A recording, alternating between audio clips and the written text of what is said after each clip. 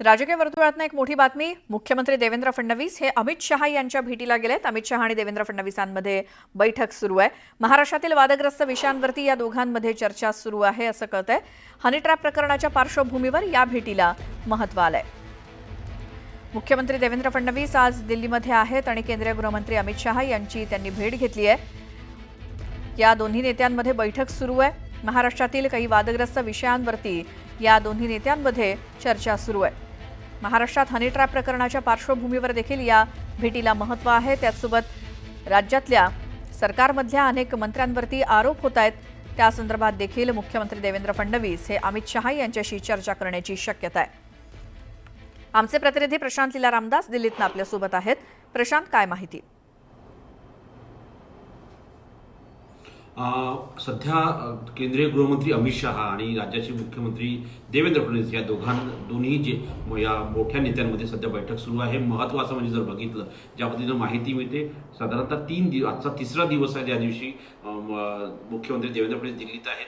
परवा रात्री ते दिल्लीत पोहोचले होते आणि त्यानंतर कालचा दिवसभर विविध नेत्यांच्या भेटी घेतल्या। त्यानंतर आज ते अमित शहांची भेट घेतली। त्या भेटीच्या पूर्वी त्यांनी भारतीय जनता पक्षाचे अध्यक्ष जे.पी. नड्डा यांची संसद भवनामध्ये भेट घेतली। त्यानंतर ते थेट अमित शहा यांच्या कक्षात पोहोचलेले आहेत। आणि महत्त्वाचं म्हणजे या भेटीदरम्यान देवेंद्र फडणवीसांचा प्रयत्न आहे की राज्यामध्ये जे वादग्रस्त मंत्री आहेत, काही मंत्री हनी ट्रॅपच्या याच्यात सापडलेले आहेत, काही मंत्र्यांवरती भ्रष्टाचाराचे आरोप आहेत, काही मंत्री वादग्रस्त वक्तव्य देत आहेत। असे हे सगळ्या मंत्र्यांवरती कशा पद्धतीने कारवाई करायची आणि जो काळवडलेला चेहरा आहे राज्य मंत्रिमंडळाचा, तो चेहरा कसा स्वच्छ करायचा, या संदर्भात काही महत्त्वाचे निर्णय घेण्याची शक्यता आहे। ज्या पद्धतीनं राजकीय सूत्रांनी माहिती दिली आहे की काही खात्यांमध्ये बदल होण्याची शक्यता आहे, तर काही मंत्र्यांची गच्छंती देखील होण्याची शक्यता आहे। त्यामुळे ही बैठक अत्यंत महत्त्वाची आहे। या बैठकीतून काय निर्णय होतात हे पाहणं अतिशय महत्त्वाचं असेलच, पण सोबतच ज्या पद्धतीनं माहिती मिळते, साधारणतः होऊ शकतं, साधारणतः महाराष्ट्रातल्या 4 मंत्र्यांवरती सध्या गच्छंतीची तलवार आहे आणि त्याचं भवितव्य अधांतरीय आहे आणि काही मंत्र्यांच्या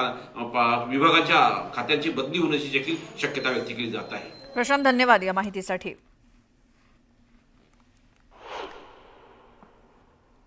आता बातमी, अभिनेत्री तनुश्री दत्ता पुन्हा एकदा चर्चेत आली आहे। काही दिवसांपूर्वी तिने आपल्याच घरात छळ होत असल्याचा दावा केला होता आणि तिने एक व्हिडिओ पोस्ट करत हा आरोप केला। त्यानंतर आता तिने दिग्गज अभिनेते नाना पाटेकर यांच्यावरती गंभीर आरोप केलेत। याआधी सुद्धा तनुश्रीनं मी टू मोहिमेत पाटेकर यांच्यावर गंभीर आरोप केले होते। नाना पाटेकर यांचे राजकारण्यांशी चांगले संबंध आहेत आणि पोलिसांकडून आम्हाला न्याय मिळणार नाही अशी हतबलता तिने बोलून दाखवली। आपल्यासोबत बोलण्यासाठी अभिनेत्री तनुश्री दत्ता आहेत। आपण नमस्कार, न्यूज 18 लोकमतमध्ये काय सांगणार, नेमकं काय प्रकरण तुमच्यासोबत झालं? एक इंस्टाग्राममध्ये आपण व्हिडिओ शेअर केला होता, नेमकं ते प्रकरण काय? ये जो मैटर है ना, ये 5 साल से चल रहा है और मुझे परेशान किया जा रहा है। तो ये परसों जो इंसिडेंट हुआ, एक इंसिडेंट हुआ था, लेकिन ये जो मेरा रिस्पांस, इमोशनल रिस्पांस निकला, it is not for just one days thing. ये 5 साल से काफ़ी सारी चीज़ें चल रही है। मी टू के बाद से मुझे कॉन्स्टेंटली परेशान किया जा रहा है। मेरे प्रोजेक्ट्स को, मतलब एक ग्रुप बना के कॉन्सेंट्रेटेड एफर्ट करके सारे मेरे प्रोजेक्ट्स को खराब, सबोटाज किया। जैसे सुशांत सिंह राजपूत के साथ जो चीज़ें हुई ना, काम खराब हुआ उसका, उसको परेशान किया गया, तो मेरे साथ भी वो सारी चीज़ें हो रही थी। और 2021 के बाद मैंने नोटिस करना शुरू किया, I observe that groups and groups of people, man were following me. मैं घर से, बिल्डिंग से निकल रही हूँ, उनको पता है। मैं कहीं भी जा रही हूँ, मैं बाहर गांव कहीं पे गई हूँ पिलग्रिमेज, मैं साधना के लिए जाती रहती हूँ, वहाँ पे भी लोग मुझे फॉलो कर रहे हैं। मेरे ईमेल्स अकाउंट हैक हो गए। मैं 4-5 मूवीज़ मैंने कंफर्म कर ली थी 2020 में अमेरिका से वापस आके, वो सारे मूवीज़ मेरे ख़राब हो गए।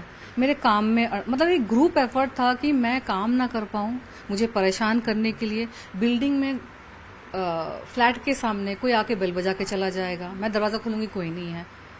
कंटिन्यूस, कभी सुबह को, शाम को बेल बज रहा है, बैंग हो रहा है। मैंने एक बिल्डिंग में भी कंप्लेन किया और सिक्योरिटी सुपरवाइज़र को मैंने कंप्लेन किया, लेकिन चीज़ें रुकती थी, फिर वापस शुरू हो जाती थी। मतलब कोई मुझे परेशान कर रहा था।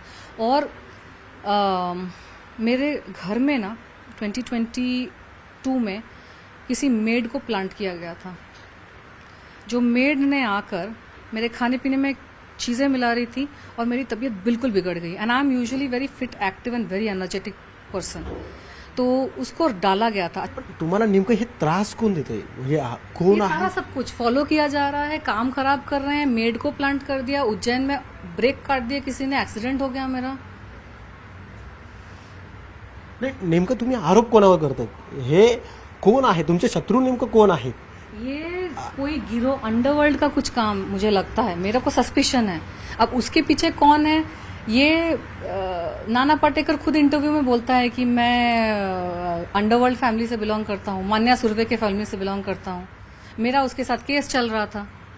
नाना का दिमाग खराब है, सबको पता है। खुद अंडरवर्ल्ड की फैमिली से बिलोंग करता है तो मैं 2+2 कर रही हूँ। खुद ही समझ जाओ कौन मुझे परेशान कर रहा है, जिसका दिमाग खराब है। मैं मीटू के 2008 के बाद अमेरिका चली गई थी।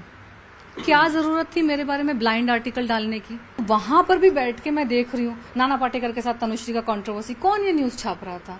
गलत न्यूज हमेशा, तनुश्री अनप्रोफेशनल। अरे तुम्हारे साथ अगर मेरा प्रॉब्लम हुआ है और अगर मैं उस वक्त मैंने केस को परसू नहीं किया क्योंकि पुलिस ने ठीक से FIR नहीं लिया, फिर मेरे को परेशान कर रहे थे उस वक्त भी परेशान कर रहे थे। मैंने सोचा जाओ ठीक है, मैं जाती हूँ। नाही, नेमकं त्या दिवशी असं काय झालं की म्हणजे तुम्हाला अशी वेळ आली की तुम्ही आज इंस्टाग्रामवरती व्हिडिडिओ शेअर करून लोकांपर्यंत पोहोचलं पाहिजे, पण नेमकं असं काय तुम्हाला झालं? पण तुम्ही त्या व्हिडिओमध्ये रडताना दिसत होतात।